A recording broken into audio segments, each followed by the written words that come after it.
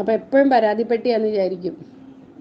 ഇല്ല ബിന്ദുസ്, എൻ്റെ കുഞ്ഞിൻ്റെ ബർത്ത്ഡേ ആയിട്ട് ഒരു കുട്ടി ഉടുപ്പ് വാങ്ങിച്ചില്ല, അത്രയുണ്ട് എനിക്ക് വിഷമം ഇപ്പോൾ എന്ന് പറയുന്നുണ്ട്.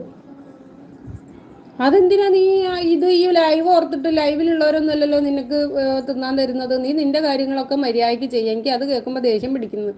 എന്തിനു നീ ഇവരൊക്കെ അത് പറഞ്ഞ് ഇത് പറഞ്ഞ് ചിന്തിച്ചിരിക്കുന്നു? കുഞ്ഞിൻ്റെ ബർത്ത്ഡേ, കുഞ്ഞിൻ്റെ സന്തോഷം, അത് വാങ്ങിച്ചു കൊടുക്ക്.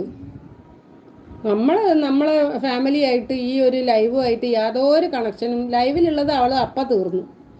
അതും വെച്ച് ആലോചിച്ചിരുന്ന് സങ്കടപ്പെട്ടിരിക്കാനൊന്നും പറ്റൂല. അനീഷ് ചേട്ടാ, സത്യായത് നീ അങ്ങനെ ചെയ്തിട്ടുണ്ടെങ്കിൽ നിനക്ക് കിട്ടും എൻ്റെ അടുത്തുനിന്ന്. പുണ്യപ്പമ്പ കഴിച്ചോ എന്ന് ചോദിക്കുന്നുണ്ട് കേട്ടോ. ലൈവിലുള്ളത് അപ്പം തീർന്നു. ലൈവുകാരാണോ നമുക്ക് തരുന്നത്? നമ്മളെ കുട്ടീൻ്റെ സന്തോഷം നമ്മളല്ലേ നോക്കേണ്ടത്, അല്ല നമ്മളല്ലാതെ ആരാ അവർക്ക് വാങ്ങിച്ചു കൊടുക്കാനുള്ളത്? അപ്പോൾ അതൊക്കെ കൃത്യമായിട്ട് ഒരു അച്ഛൻ്റെ ഒരു ഇതിൽ ചെയ്യണം പമ്പ.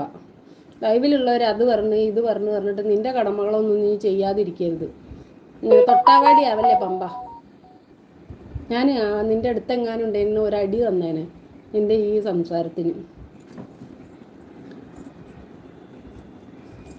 അവനവൻ്റെ ഫാമിലി, അവനവൻ്റെ സന്തോഷം, അതൊക്കെ